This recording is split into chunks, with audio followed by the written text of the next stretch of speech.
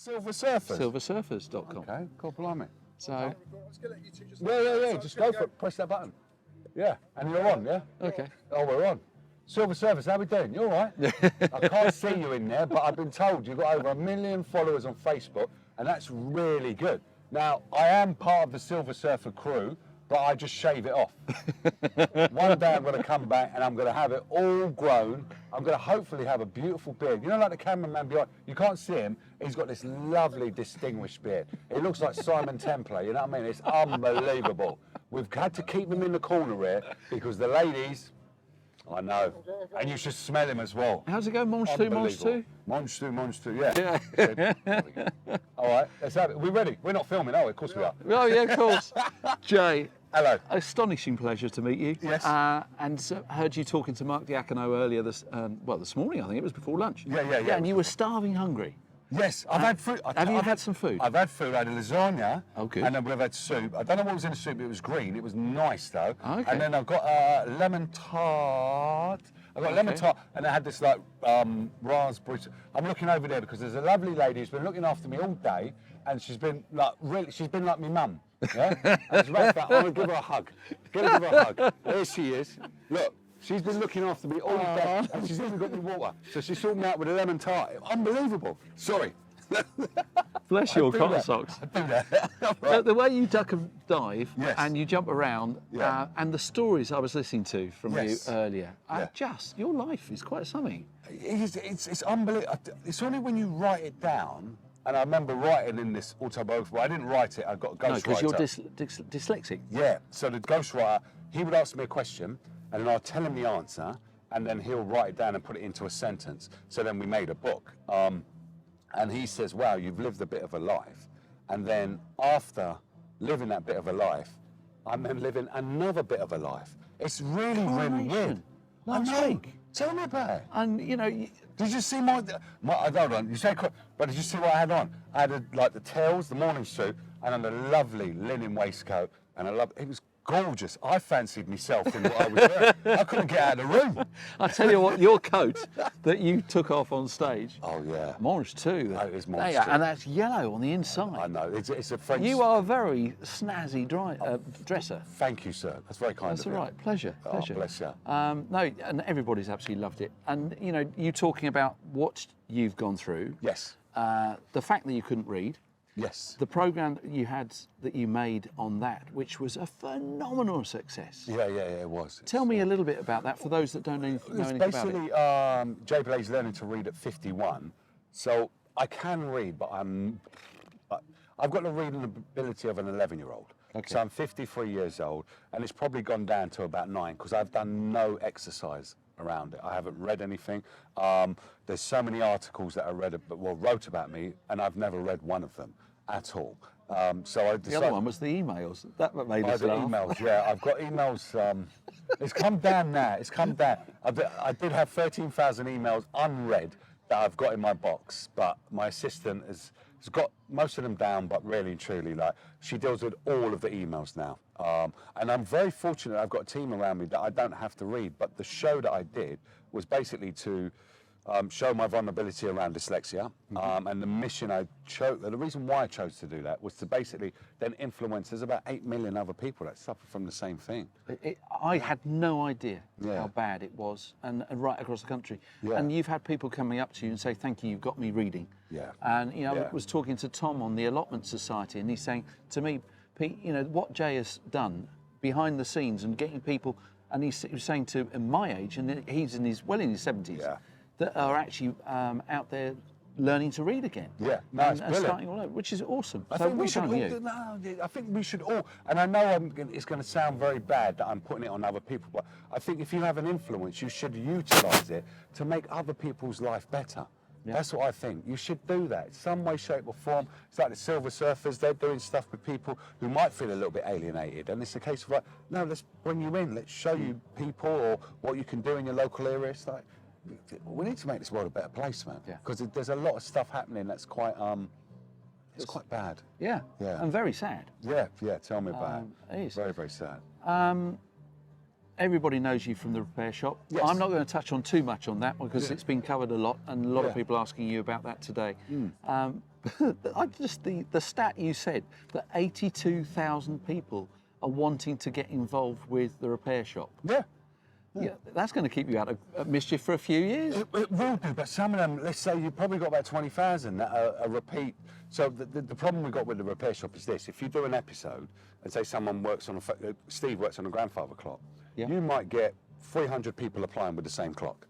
But what they don't understand is because we've put it in an episode, we can't necessarily then put the next one alongside it. So if we just had all of the shows were just full of grandfather clocks, it'd be quite boring. Everybody would turn off. Yeah.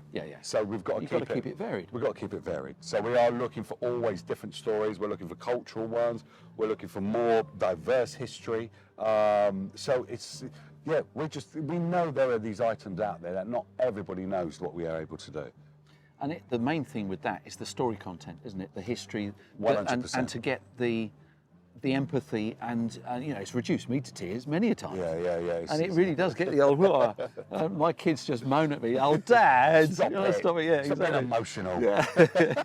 But that's something that's been very part of you, that you've brought that emotional side of things to people that it's not that bad for us blokes to do a blub. No, it's not. And I think it's quite an important thing to do, to actually sort of let it out. No, we do need to let it out. And I think we've not been in a position where we can let it out, or people have just spoke about it. There's a number of people that probably go through the same stuff, but they're a little bit shy in showing their vulnerability. And I'm just not one of those, so you won't get that from me. I'll just show it. I was doing a podcast the other day, I think it was yesterday. What's today? Today's Thursday. Thursday, Yeah, I was doing a podcast on Wednesday, and then he asked me this question, and like in this podcast, you've got loads of cameras and whatever. Bosh, just started crying. And I just said to him, "Oh, thanks for that. I needed a little cry, but this is this is good for me." Because he said to, and I can't remember what he said. It was something he said, and it just hit home that I had the time to sit A memory, down. and just to think, and just... Yeah, and then it just came. The emotion just came out. So wherever it is, I'll just have a little cry. I don't mind. It's cool. As long as I've had my biscuits and I've had a cup of tea, I'm all right. You were talking about because you keep yourself very fit. Yes. Yeah. You love your food. And no, I'm obsessed by food. It's not like I am obsessed. Yeah. Well, that's why I'm like this. But if you like it, you can just work it off, because I eat, if you see what my missus, she does fitness, so she's always on everything I eat, I've got to have a greens with it, is what she's saying. But then she buys me, we've got this box, it's like not a Tupperware, I call it Tupperware, but it's not. It's a big box like that, storage box, and it's full of sweets and crisps and all sorts like that. All the naughty stuff. All the naughty stuff. And she never eats it. She's so disciplined, she has one Malteser a month. And how's your cholesterol? It's good. I got checked by Bupa the other day. Hurrah. You know, to do the MOT. Yeah. So they check the blood cells, they check the cholesterol, I've got mine next Friday. heart rate, everything. And the guy said to me, look, normally we would tell someone of your age that you've got to eat more greens, but your numbers are bloody brilliant. It's unbelievable. I had my prostate checked as well, but that's another story. Very interesting. Have you had that done? Yes. It's an interesting movement, isn't it? Moving on swiftly. But we should be chatting about, gentlemen, we should be chatting about our prostate. I know. Eh? It's one of those things where, like I didn't even know, what it was to get checked. It's Well, you can have the blood test, the PSA. no one told me that about the Okay. blood test. They told me the other one first of all. Then they said, you could have had the blood test. I said, you tell me after the fact. Yeah, after the fact. Of a bit. How did you do it? I can't even whistle like you.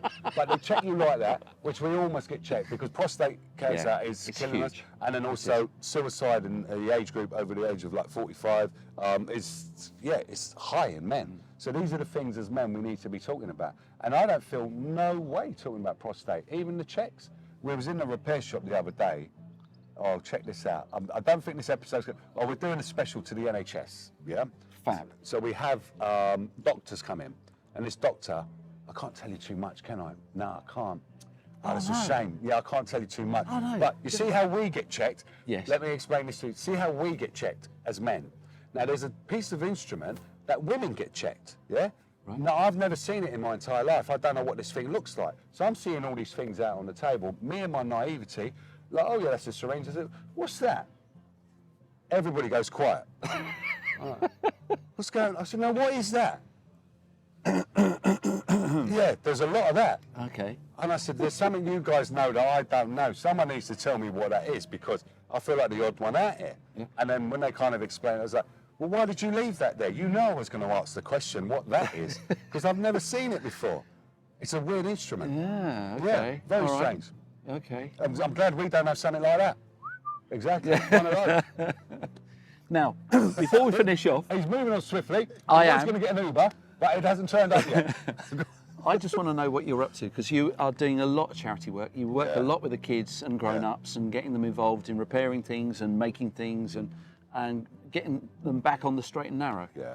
And they it's do a something lot. that you've done for decades, long before you got involved with the telly. Definitely, yeah. And I keep on doing it. But I often say to people, before I'm a presenter, I'm a community worker. So I've been doing community work for about 20 years, and I'll still continue to do it. I want to use the celebrity status to a certain extent to actually do some good, rather than just going on holidays in Dubai and buying nice cars and all that kind of stuff. Why don't you do some good? Why don't you make it better for some other people?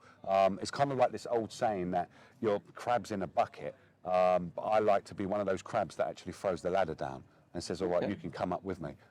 Let's do this. Yeah, climb up together. Yeah. Because there's a number of people who I believe, just like me, who might not be great at reading, but then you can give them an opportunity to do something with their hands, do craft, and then they can actually carve out a kind of profession for themselves, earn a living. Whereas when they're at school, sometimes they get told that, you know what, you don't get your GCSEs, you're not going to amount to anything, and that's not nice. I got told decades ago that I wouldn't succeed in horticulture. Never forgot it. Wow. And I was selling plants to garden centres and nurseries, and that stuck in my head. Yeah. And then I ended up working for another company in competition with them, Yeah. and slowly I nicked all their customers. That was a long time ago. No, good on you. Yeah. He, And, he does feel bad about it, and it was a long time ago. Yeah. And he does say sorry. He said sorry. He said it through With a me. smile. That's it. He said sorry. But horticulture Yeah. and the plants, pruning, it keeps Yeah. you sane. You're outside, you're working with the Yeah. plants, and Yeah. it makes you feel good. Yeah, and it's good Growing for your veg. mental health because basically what you do, I don't do it myself, but I know people that do it, and they say that when you're growing something and it actually like blooms, it's almost like a child. You're giving birth to something because all the nurturing that you're doing actually allows it to show its best off, and that's what we do with our children. We Yes, want them to very show much their best off. So yeah, you're doing all right. I'm just not green-fingered. No, but you do it with your hands, with all your Yes. and with your mind Yeah, as yeah, well, I do. and looking after everybody. Thank you. Jay, an absolute pleasure to meet you. Likewise. Thank you. Thank you. And All thank right. you to Silver Surfers. Silver Cheers. Surfers, he's a good geezer. Keep him going. Yeah? Seriously, he needs to get out every now and again because when he stays at home, he don't like it. But he comes out and meets people like myself. He's going to meet a few of you, but I tell you what, he's a good man. He's a good man. He's a very good man. Thank you, Jay.